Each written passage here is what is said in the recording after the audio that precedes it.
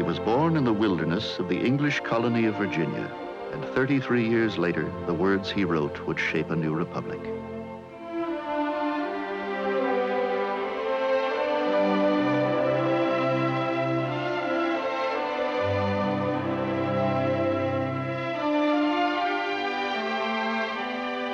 But had he never written a single remembered word, it would still be said of him that he shaped the spaces and dimensions and the taste of the American nation.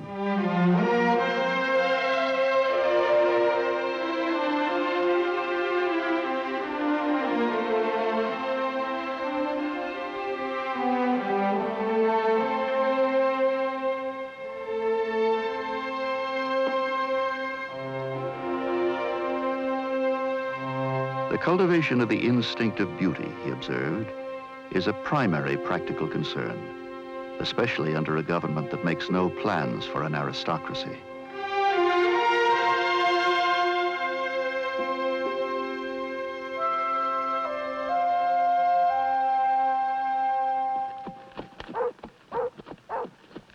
On a day in 1760, young Thomas Jefferson rides into Williamsburg, Virginia. Back home at the foot of the Blue Ridge Mountains, he had already begun his study of Greek and Latin.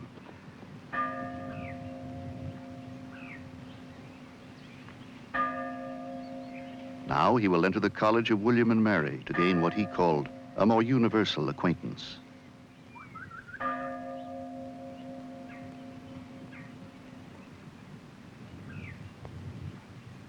Though he is critical of the government and the architecture in Williamsburg, he will return here many times over the next 20 years to study and practice law, and eventually to take up residence with his family as the second governor of Virginia.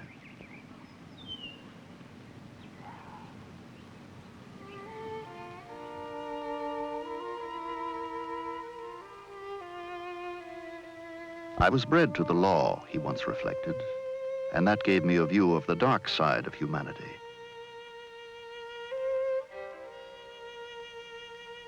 Then I read poetry to qualify it for the gaze upon its bright side. The books he was purchasing in these years embraced the whole spectrum of 18th century knowledge. None were more treasured than his books on architecture, and one man made a profound impression.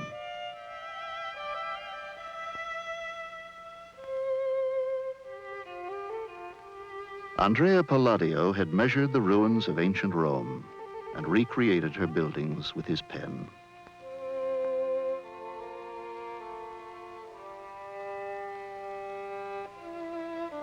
From the books of Robert Morris and James Gibbs, Jefferson learns construction as well as design.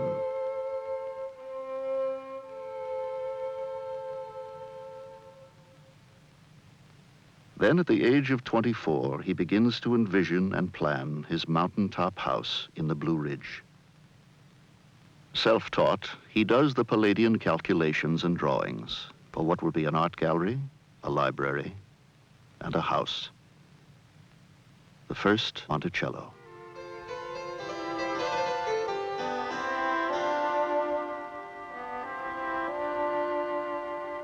A visitor from France said, "Mr. Jefferson is the first American who has consulted the fine arts to know how he should shelter himself from the weather." In collecting what will become the finest library in America, his eye discovers another art form, never before seen here in the wilderness. The sculpture of the ancient world.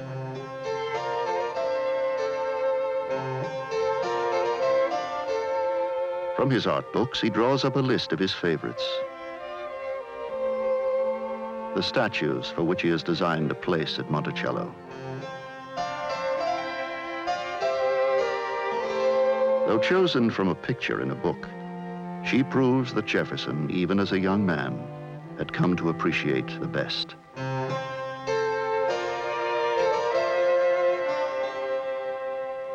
The Medici Venus was the first on his list.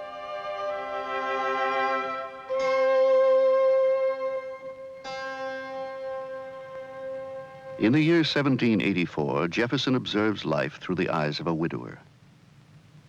Yet he is on a journey that may help lessen the pain of his loss, crossing the Atlantic as an American diplomat to discover Paris.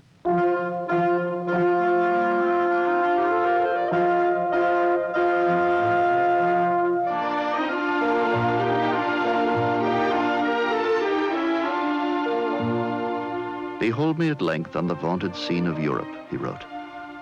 It is not necessary for your information that I should enter into details concerning it, but you are perhaps curious to know how the new scene has struck a savage of the mountains of America.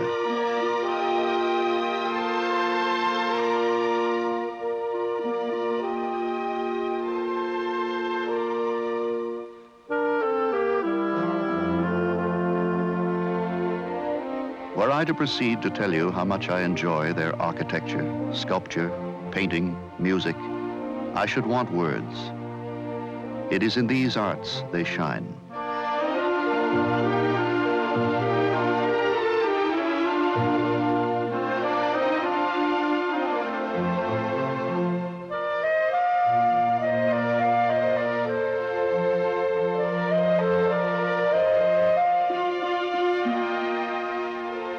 The hospitality of Paris is beyond anything I had conceived to be practicable in a large city, he writes.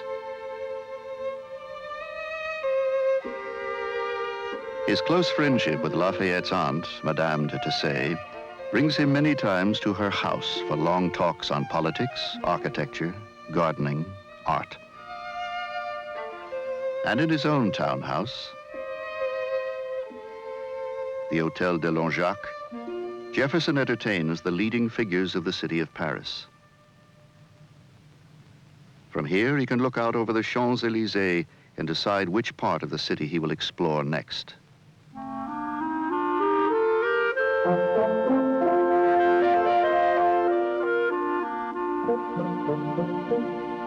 About a mile away, he pauses often to watch the construction of a building that will become one of his favorites. I was violently smitten by the Hôtel de Sam, he later wrote. Sitting on the parapet each day, twisting my head around to see the object of my admiration, I generally left with a stiff neck.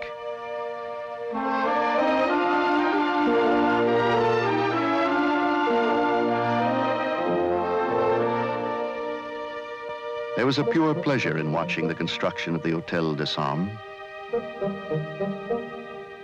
But something else was happening on his long walks through the city. Jefferson was storing up a reservoir of images that would echo in his memory for years.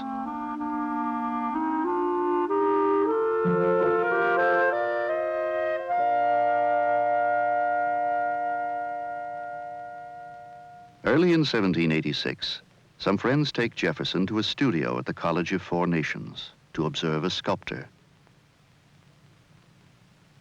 In sculpting the most famous men of Europe, this man had become one himself, Jean-Antoine Houdon.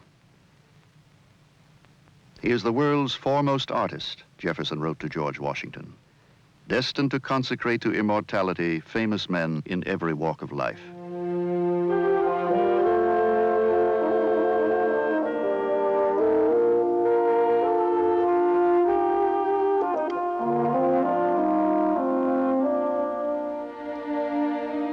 After negotiations with Jefferson, Houdon travels to Mount Vernon to sculpt President Washington, establishing for the first time in America the use of public money for art.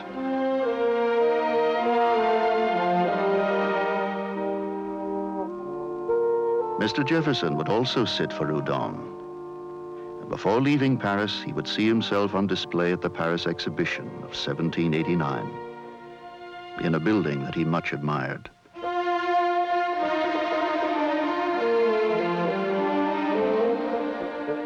The Louvre, a treasure house.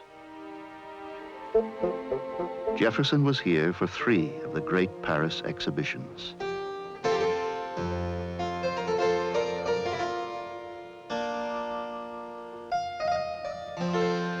The unerring eye which had discovered Houdon now leads him to another artist, daringly inventive for his time.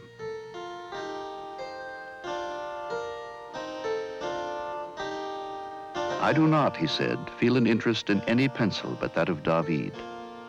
The best thing here is his death of Socrates, and a superb one it is.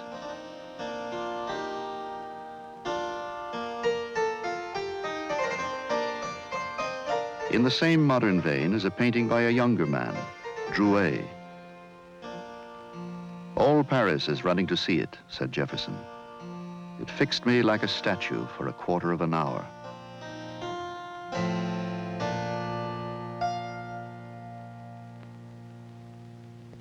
In another part of the Louvre was a painting of a structure that had already touched Jefferson's life in a significant way.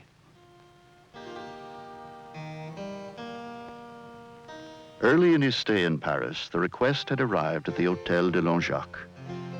The new Capitol building in Richmond was in need of an able architect. Jefferson contacted Charles-Louis Clérisseau, who had drawn the ruins at Nîmes in the south of France.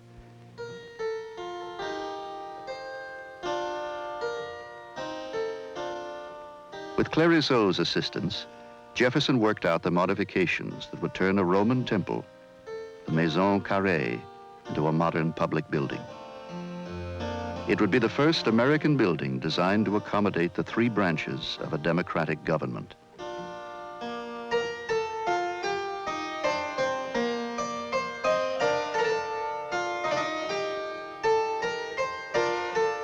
Their plaster of Paris model was shipped across the Atlantic, along with Jefferson's plans, to guide the builders on the banks of the James River in Virginia. Jefferson's inspiration was to give the fledgling state government a symbolic structure, thus launching the classic revival in the United States.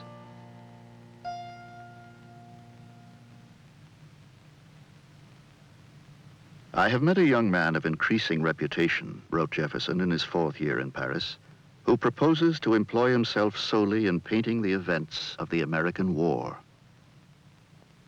John Trumbull of Connecticut, invited by Jefferson to pursue his work at the Hôtel de Langeac, they become friends. The central figure in Trumbull's most famous painting is Jefferson at 33. His Declaration of Independence is being presented by the Committee of Five to the Congress assembled in Philadelphia. In Paris, Jefferson would sit with Trumbull for hours, describing this room, even sketching the floor plan. He described the appearance and location of the members, remembering clearly the men with whom he had shared this moment. Now, a decade later, the aging Franklin had retired, and Jefferson, the new minister, is urgently invited by John Adams to come to London for negotiations with the British.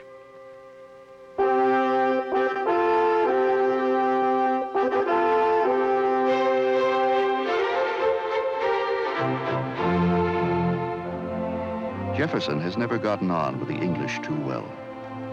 Their architecture is in the most wretched style I ever saw, he says, not meaning to accept America where it is bad, nor even Virginia where it is worse.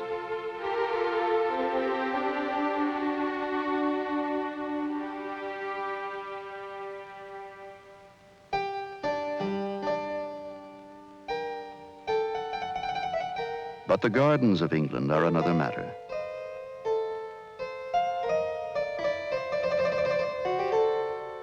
The gardening in this country, he says, is the article in which it surpasses all the earth.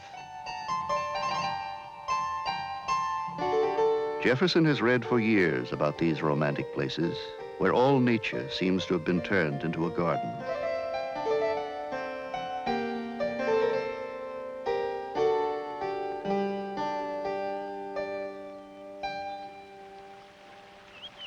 But it is in the parks of Paris where Jefferson's life will be, for a short time, transformed.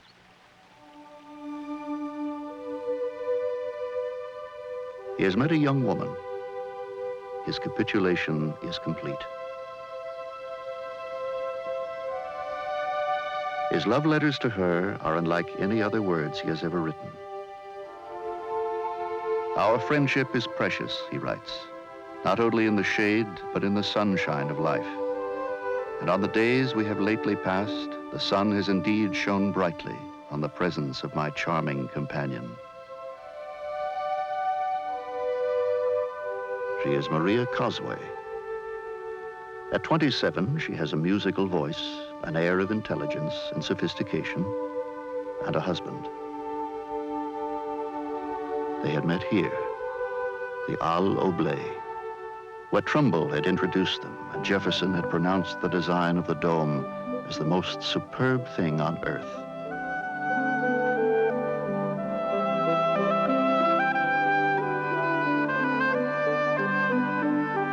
How beautiful was every object, he would write to her later.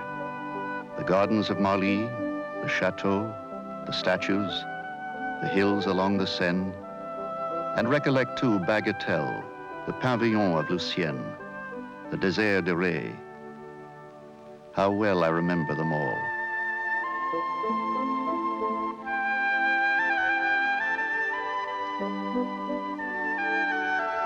How imprudent it is to place my affections without reserve on an object I must so soon lose. But every moment has been filled with something agreeable, and the wheels of time have moved on with a rapidity of which those of our carriage gave but a faint idea. What a mass of happiness have we traveled over.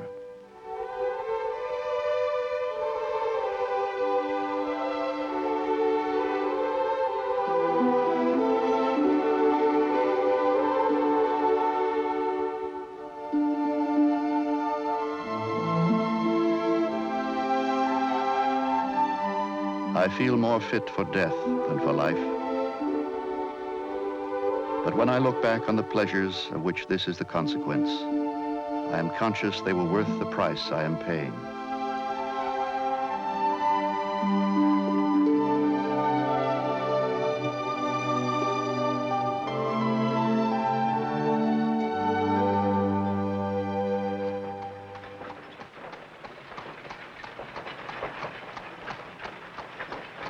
Jefferson's trip to the south of France just a few months later may have been an attempt to put Maria Cosway out of his mind. But it was also a business trip. He would see if it might be possible to transplant grapevines, olives, rice, and other useful plants to America.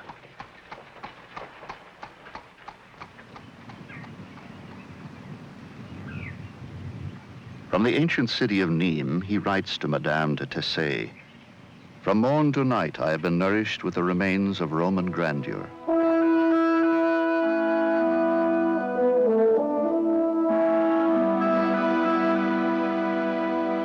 Were I to attempt to give you the news, I should tell you stories 1,000 years old.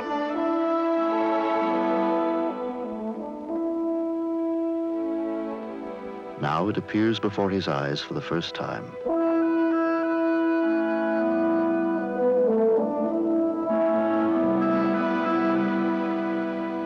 His replica of this building that was put up in the time of the Caesars is now coming into being again in the wilderness of Virginia, 4,000 miles away.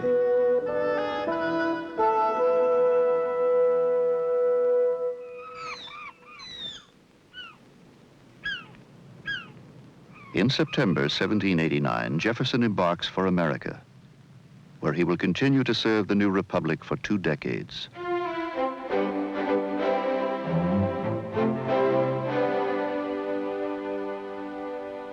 On arrival, he learns that the nation's new capital is to be carved out of the Maryland and Virginia forests on the banks of the Potomac River.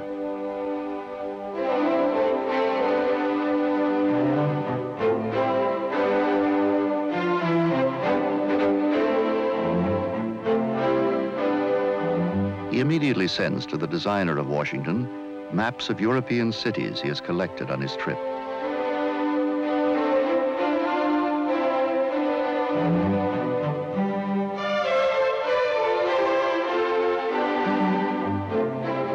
A stream of suggestions and ideas for the new city flows from Jefferson's pen. Recalling Paris, he suggests that rows of poplar trees be planted along Pennsylvania Avenue, enhancing the grand boulevard that will link the executive and legislative branches of the new government.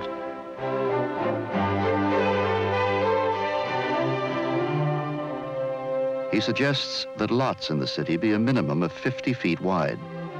He sketches several ideas of his own for the town, favoring a block plan running east and west at the confluence of the Potomac and Anacostia rivers.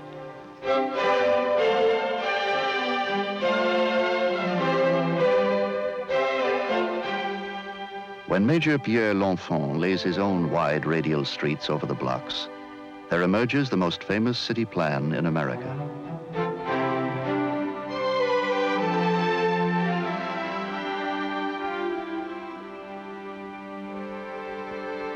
Jefferson now proposes a design competition for the President's house, submitting his own Palladian entry anonymously.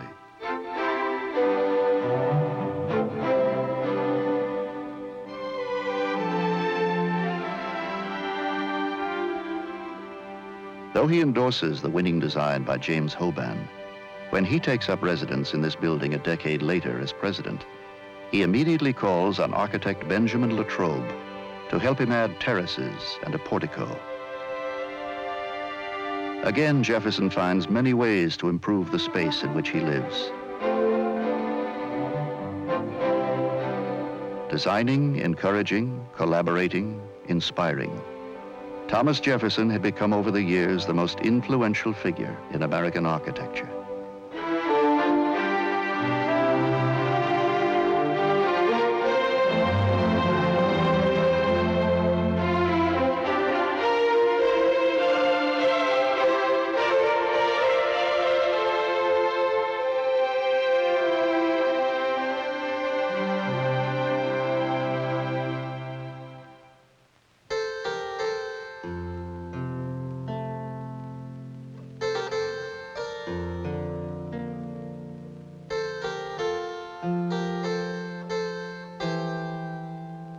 The supreme statement of his genius stands on the top of a hill near Charlottesville. In 1796, the original Monticello was torn down to make room for his new design. From his pen came a complex, monumental house, and many of the objects in it, all finely attuned to the needs and the taste of the architect's most discriminating client.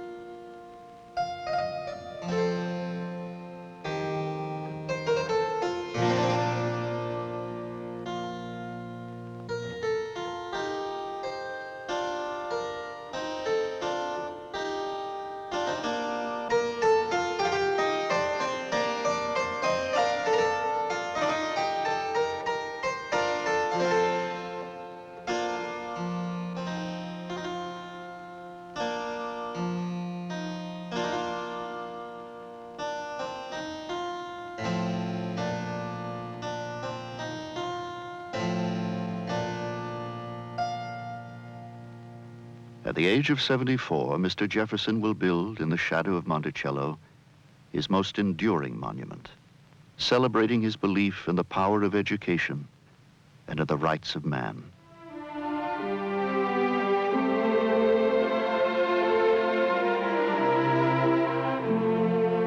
Instead of one great building containing everything and everybody, Jefferson explained to Latrobe, "We propose to build an academical village." Perhaps there was a memory of Marly when he went to his drawing board to lay out the grand design of the University of Virginia.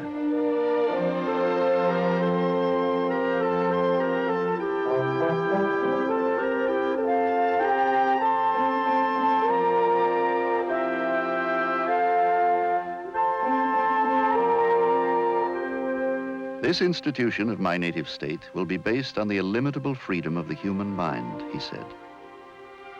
Here we are not afraid to follow truth wherever it may lead, nor to tolerate error so long as freedom is left to combat it.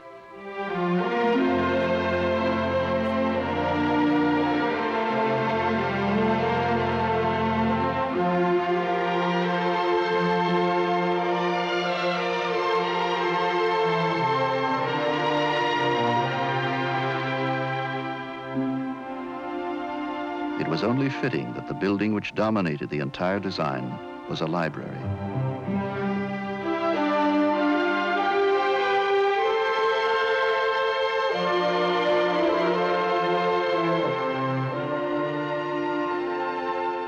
The University of Virginia was his final creation, his final vision realized.